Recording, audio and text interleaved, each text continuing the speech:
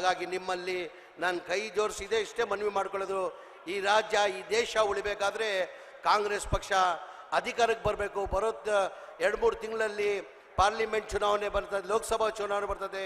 ತಾವು ಲೋಕಸಭಾ ಚುನಾವಣೆಯಲ್ಲಿ ಹೆಚ್ಚಿನ ಸಂಖ್ಯೆಯಲ್ಲಿ ಕರ್ನಾಟಕದಲ್ಲಿ ಕನಿಷ್ಠ 25 ಲೋಕಸಭಾ ಸೀಟನ್ನು ಕಾಂಗ್ರೆಸ್ ಪಕ್ಷಕ್ಕೆ ಗೆಲ್ಲಿಸ್ಕೊಡ್ಬೇಕಂತ ನಿಮ್ಮಲ್ಲಿ ಕೈ ಜೋಡಿಸಿ ಮನವಿಯನ್ನು ಮಾಡ್ಕೊಂಡು ನಾವು ಯಾವತ್ತಿದ್ರು ಬಡವ್ರ ಪರವಾಗಿ ಎಲ್ಲ ಸಮಾಜದವರೆಗೂ ಯಾವುದನ್ನ ಪಕ್ಷ ಇದ್ರೆ ಅದು ಕಾಂಗ್ರೆಸ್ ಪಕ್ಷ.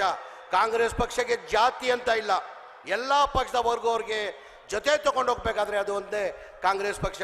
ಕಾಂಗ್ರೆಸ್ ಪಕ್ಷ ತಾವು ಇತಿಹಾಸ ತೆಗಿರಿ.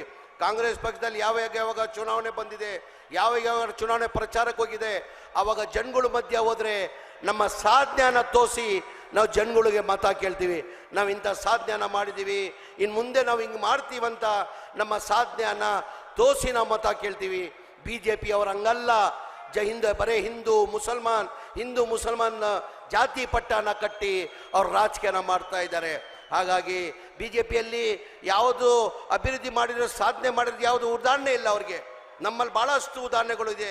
ನಾವೇನೇನು ಮಾಡ್ತೀವಿ, ಮುಂದೆ ಏನು ಮಾಡ್ತೀವಿ ಅಂತ ಯಾವತ್ತಿದ್ರೆ ಕಾಂಗ್ರೆಸ್ ಪಕ್ಷ ಜನಪರ ಪಕ್ಷ. ಆಮೇಲೆ ಎಲ್ಲ ಸಮಾಜದ ವರ್ಗವ್ರಿಗೆ ಯಾವುದನ್ನ ಪಕ್ಷ ಇದ್ರೆ ಅದು ಕಾಂಗ್ರೆಸ್ ಪಕ್ಷ ಅಂತ ಹೇಳ್ತಾ ಹೆಚ್ಚಿನ ನಿಮ್ಮ ಸಮಯ ತಗೊಳ್ಳಲ್ಲ. ನಮ್ಮ ಉಪಮುಖ್ಯಮಂತ್ರಿಗಳಾದ DK ಶಿವಕುಮಾರ್ ಅವರು ಮಾತಾಡಬೇಕಾಗ್ತದೆ. ಹಾಗಾಗಿ ನಾನು ಹೆಚ್ಚಿನ ಸಮಯ ತಗೊಳ್ಳಲ್ಲ ತಮ್ಮದು. ಹಾಗಾಗಿ ನನಗೆ 2 ಮಾತಾಡೋಕ್ಕೆ ಅವಕಾಶ ಕೊಡಿ. ತಮಗೆಲ್ಲ ಹೊಂದಿಸಿ ನನ್ನ ಮಾತು ಮುಗಿಸ್ತೀನಿ. ಜೈ ಹಿಂದ್, ಜೈ ಕರ್ನಾಟಕ, ಜೈ ಸಿದ್ದರಾಮಯ್ಯ. ಹಾಗಾಗಿ ನಿಮ್ಮಲ್ಲಿ ನಾನು ಕೈ ಜೋಡಿಸಿದೆ ಇಷ್ಟೇ ಮನವಿ ಮಾಡ್ಕೊಳ್ಳೋದು.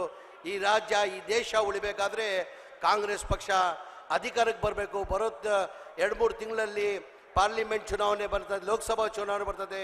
ತಾವು ಲೋಕಸಭಾ ಚುನಾವಣೆಯಲ್ಲಿ ಹೆಚ್ಚಿನ ಸಂಖ್ಯೆಯಲ್ಲಿ ಕರ್ನಾಟಕದಲ್ಲಿ ಕನಿಷ್ಠ 25 ಲೋಕಸಭಾ ಸೀಟನ್ನು ಕಾಂಗ್ರೆಸ್ ಪಕ್ಷಕ್ಕೆ ಗೆಲ್ಲಿಸ್ಕೊಡ್ಬೇಕಂತ ನಿಮ್ಮಲ್ಲಿ ಕೈ ಜೋಡಿಸಿ ಮನವಿಯನ್ನು ಮಾಡ್ಕೊಂಡು ನಾವು ಯಾವತ್ತಿದ್ರು ಬಡವ್ರ ಪರವಾಗಿ ಎಲ್ಲ ಸಮಾಜದವರೆಗೂ ಯಾವುದನ್ನ ಪಕ್ಷ ಇದ್ರೆ ಅದು ಕಾಂಗ್ರೆಸ್ ಪಕ್ಷ. ಕಾಂಗ್ರೆಸ್ ಪಕ್ಷಕ್ಕೆ ಜಾತಿ ಅಂತ ಇಲ್ಲ, ಎಲ್ಲ ಪಕ್ಷದ ವರ್ಗವ್ರಿಗೆ ಜೊತೆ ತಗೊಂಡೋಗ್ಬೇಕಾದ್ರೆ ಅದು ಒಂದೇ ಕಾಂಗ್ರೆಸ್ ಪಕ್ಷ. ಕಾಂಗ್ರೆಸ್ ಪಕ್ಷ ತಾವು ಇತಿಹಾಸ ತೆಗಿರಿ.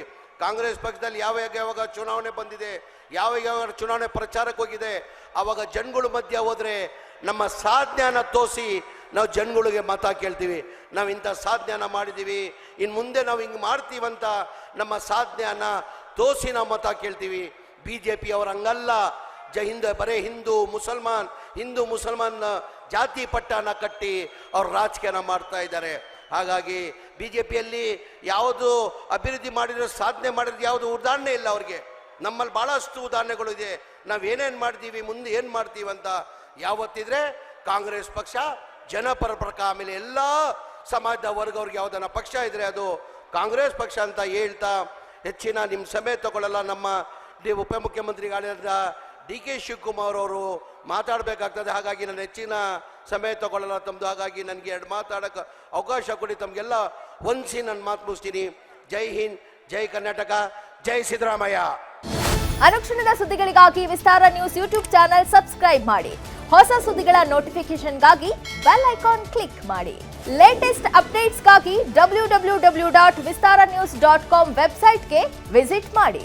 ಅಂಗೈಯಲ್ಲೇ ಜಗತ್ತಿನ ಸುದ್ದಿ ತಿಳಿಯಲು ವಿಸ್ತಾರ ನ್ಯೂಸ್ ಕನ್ನಡ ಆಪ್ ಡೌನ್ಲೋಡ್ ಮಾಡಿ.